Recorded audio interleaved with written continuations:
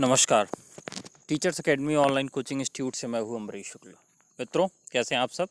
आशा करता हूँ बहुत अच्छे से होंगे, स्वस्थ होंगे और घरों में ही होंगे। आज एक छोटा सा वीडियो बना रहा हूँ जिसके अंतर्गत मैं आपको बताऊंगा कि मानक हिंदी क्या है। मानक हिंदी, कई बार ये शब्द आता है आपके सामने और बार बार आप सोच में पड़ जाते हैं कि मानक हिंदी है क्या। देखो मित्रों, ये जैसे सोना आप आंकते हैं तो उसका एक पैमाना होता है, कैरेट में नापते हैं। तो जो सबसे शुद्ध होता है उसका एक मानक निर्धारित किया जाता है। तो उसी प्रकार से हिंदी सबसे शुद्ध कौन है उसको निर्धारित करने के लिए एक पैमाना बनाया गया जिसको मानक हिंदी के नाम से जाना गया। मानक हिंदी का जो शब्दकोश है वो राजभाषा आयोग गठित करता है। राजभाषा आयोग अर्थात कौन सा शब्द सबसे शुद्ध है, इस पर जो आखिरी निर्णय होता है वो राजभाषा आयोग का होता है। तो राजभाषा आयोग अपनी शब्दावलियों में समय समय पर परिवर्तन करता रहता है और उनके रूप में परिवर्तन के कुछ नए नियम बनाता रहता है। बहुत सारे शब्दकोशों को भी वो समय समय पर निकालता रहता है और जिसमें विज्ञान तकनीकी की शब्दावलियाँ, साहित्य की शब्दावलियाँ, दर्शन की शब्दावलियाँ, इस तरह की शब्दावलियों को वो समय समय पर प्रकाशित करता रहता है। मानक हिंदी को और हम रूपों में जान सकते हैं। इसी का एक बदला हुआ रूप आप देखते हैं जिसको आप ऑफिशियल लैंग्वेज कहते हैं, जिसको आप राजभाषा कहते हैं, जिसको आप कार्यालयी भाषा कहते हैं।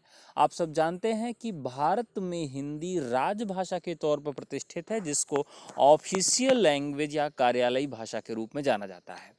तो देखिए, कार्यालयी भाषा के अंतर्गत या एनसीईआरटी की जो किताबें छपेंगी या जहाँ पर शुद्धता की बात की जाएगी अर्थात मानक हिंदी की बात की जाएगी, किन शब्दों में कौन सा शब्द मानक है, वहाँ पर आपको इस तरह की पहचान करनी होगी। इस तरह के प्रश्न आपके यहाँ जो क्लर्कियल ग्रेड के एग्ज़ाम है उसमें भी पूछा जा सकता है। सभी तरह के स्तर जो भी हो एग्ज़ाम के, सभी तरह के एग्ज़ाम में प्रश्न पूछे जाते हैं। अगर हम बातचीत करें कि लोअर पीसीएस में इस तरह के प्रश्न पूछे गए थे और अभी जो आयोजित होने वाला समीक्षा अधिकारी 2016 का पेपर, उसमें भी इस तरह के प्रश्न पूछे जा सकते हैं। अगर हम एक एक लाइन को देखें तो सबसे पहले लिखा हुआ है द्वारा। देखिए, जो लेखन में त्रुटि किस प्रकार से हमको देखना है, दोनों में अगर देखा जाए कि शुद्ध कौन सा लिखा है तो देखिए शुद्धता दोनों में है और दोनों ही सही है, किसी को हम गलत नहीं काट सकते हैं। लेकिन पूछा जाए कि इन दोनों में मानक कौन सा है, जहाँ पर मानक की बात की जाएगी तो वहाँ पर मानक इधर का जो पार्ट है वो मानक होगा। मानकीकृत रूप वही है जिसके विषय मैंने आपसे चर्चा किया। देखिए, लेखन में सुविधा हो, टंकण में सुविधा हो, टाइपिंग में सुविधा हो, इसके लिए इस तरह के परिवर्तन राजभाषा आयोग समय समय पर करता रहता है। अब आप देखते हैं कि आपके मोबाइल में जब आप टाइपिंग करते हैं तो कम कीवर्ड्स यूज हो, इसके लिए नया नया कीवर्ड आपको कीपैड दिया जाता है। हमेशा कीपैड में परिवर्तन होते रहते हैं। तो जो नए तरह के कीपैड आप चला पाते हैं उसमें बहुत, आप देखिए कि बाल गंगाधर तिलक ने एक फॉन्ट निकाला था जिसको तिलक फॉन्ट के नाम से जाना जाता है। तिलक फॉन्ट के पहले भारत में हिंदी टंकटित करना, मतलब उसको टाइप करना बहुत कठिन था, क्योंकि उसमें मात्राएं अलग से, वर्ण अलग से, स्वर अलग से, अनुस्वार, मतलब सारी चीज़ें अलग से थी। तो बहुत देरी लगती थी और टाइप करना बहुत कठिन हो गया था।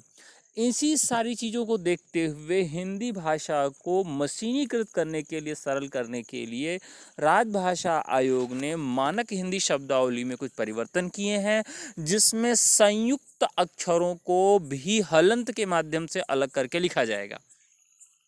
द्वारा आप देख सकते हैं, तो इस द्वारा में देखने में तो ये लग रहा है कि यहाँ पर व आपका आधा है और द पूरा है, लेकिन वास्तविक स्थिति यह है कि इसमें आपका जो द है वो आधा है, व आपका पूरा है। इसीलिए जो सही लिखा गया है यहाँ पर द्वारा को द्वारा। उद्यान में उद्यान, यहाँ पर भी द आधा है और यह पूरा है। अभेद्य में भी यही स्थिति है, द आधा है और यह पूरा है। पद्मावती में भी यही स्थिति है। उत्तर में जो ता आप साथ में उसमें घुसेड़ के लगाते हैं उसको अलग करके रखना पड़ेगा। द्वारिका में भी आप अलग करके हलंत करके लगाएंगे। इसमें कहयो, द्विज, द्वार, रहयो, भक्ति, व्यक्ति, शक्ति, सिद्धि, खाद्य, उद्धरण और खट्टे। तो कुल मिलाकर ये शब्द जो मैंने रखे हैं ये उदाहरण के तौर पे हैं, आपके समझने के लिए हैं कि जहाँ पर भी संयुक्त अक्षरों का प्रयोग किया गया है उसके बदले आप हलंत के प्रयोग कर सकते हैं। हलंतों का प्रयोग करके पूरे वर्णों को लिखिए। देखिए, जो शुद्ध और अशुद्ध की बातचीत है उस पर हम लोग बाद में चलेंगे, और मैं अब प्रतिदिन एक छोटा छोटा वीडियो, इसी तरह की छोटे छोटे वीडियो आपको बना कर दूंगा जिसमें आप शुद्ध अशुद्ध वाला जो कॉन्सेप्ट है, क्योंकि आप हिंदी पढ़े या ना पढ़े, लेकिन अगर आपको पीसीएस देना, आईएएस मेंस देना, किसी भी तरह के परीक्षा में आपको सम्मिलित होना है तो भाषा की शुद्धता बहुत आवश्यक हो जाती है।